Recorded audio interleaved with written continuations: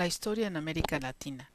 Las SBI llevan su presencia a México, Perú, Guatemala y El Salvador.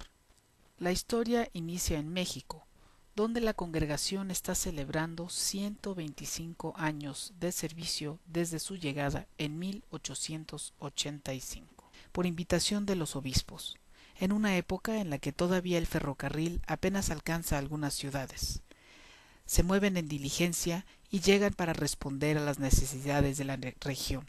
El norte necesitaba instituciones, colegios para jóvenes y para niñas, necesitaba hospitales, y las hermanas con su diligencia inician este trabajo en esas zonas como Torreón, como Saltillo, Monterrey y Chihuahua.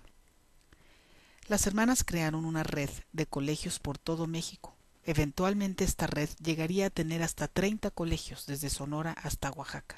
Entre 1885 y 1950 fundarían colegios en varias ciudades y colegios de extensión para niños y niñas pobres. El Ministerio de Educación se volvió un ministerio dinámico a lo largo de todo este periodo. Hoy en día contamos con 10 colegios SBI que educan a más de 7,000 alumnos y una red de más de 20,000 exalumnos y exalumnas extendidas por todo el país. Pero el Ministerio de Salud también empezó a avanzar. En 1920 y 30, terminada la Revolución, había una gran necesidad de atender la salud en México. Las hermanas habían sido formadas como enfermeras en las escuelas y hospitales en San Antonio y esperaron a colaborar en diferentes hospitales. Un ministerio de salud compasivo y atento, extendiendo la misión sanadora de nuestro Señor Jesucristo, se iría extendiendo por diferentes lugares. Hoy en día las hermanas laboran en 7 hospitales en México, en Cristus Muguerza, en las clínicas de la Fundación Adelaida, en el Instituto Nacional de Cardiología y en otras áreas especializadas de salud. Pero ¿qué pasa con los pobres?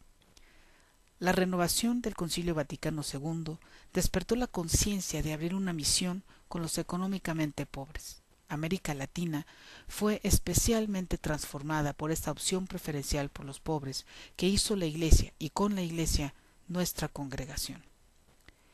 Se determinó entonces que era necesario crear un ministerio entre las poblaciones vulnerables, pero la búsqueda de cómo servir al Verbo encarnado no se ha limitado a colegios, hospitales o al ministerio entre los más vulnerables. También se ha buscado servir en otras maneras en donde Dios nos ha necesitado. Nuestra presencia también se extendió al Perú. Llevamos ahí 46 años de servicio. Fuimos llamadas a Perú el 12 de diciembre de 1964. La congregación celebraba su centenario y determinó que una manera de regresar en agradecimiento al Verbo encarnado toda esta gracia era abrir una nueva misión. Ahí han estado por 45 años. Los ministerios en el Perú han sido de diferente estilo. Las hermanas han trabajado en hospitales en Lima, en clínicas y en un hospicio en Chimbote y en otros ministerios. La solidaridad con los pobres ha marcado nuestra presencia en el Perú. Las hermanas permanecieron acompañando a la gente del Perú a pesar del terrorismo y sobre todo en desastres naturales. Han construido solidaridad en muchos sectores de la sociedad y especialmente entre las personas más vulnerables. Los ministerios dinámicos en los que están involucradas las hermanas de toda naturaleza han permitido responder al llamado de servir en el Perú y también han continuado nuestra presencia en lugares como Chimbote, Lima y Huancané en el altiplano peruano. En América Central llevamos más de 25 años de servicio. La presencia CCBI inició en la década de los 80. Las hermanas se sentían llamadas a servir a los pueblos más necesitados en Guatemala y El Salvador, y así colaboraron en medio de una gran inestabilidad económica, política, entre gente que había sufrido la guerra, la guerrilla, la división en sus familias y vivieron las hermanas entre ellos colaborando activas en comunidades que habían sido o que habían sufrido los efectos de la guerra en Guatemala, en Perú, sobre todo en el altiplano peruano y en otros lugares. La misión espera.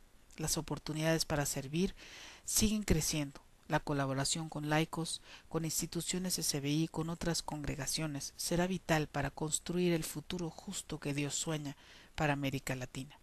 Los colegios SBI también son parte de esa misión y también tienen que construir esta sociedad justa. CSBI en América Latina tiene un futuro prometedor.